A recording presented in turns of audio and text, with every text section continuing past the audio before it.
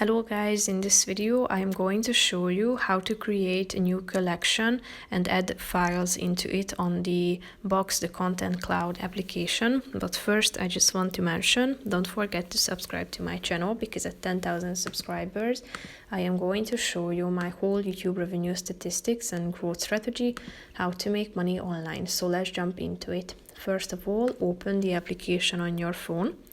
After that, tap on the Browse button down below in the left side corner of the screen. Then click on the one of the documents or files that you want to add to a collection. Click on the three dots icon and tap on Collections, which is the second button. After that, tap on Create Collection, enter a name, and then you should tap on Create and Add. So as you can see, a new collection has been created and you have added your file into it. Here you can check it out. If you tap on the Collections button down below, here you can find all of your collections.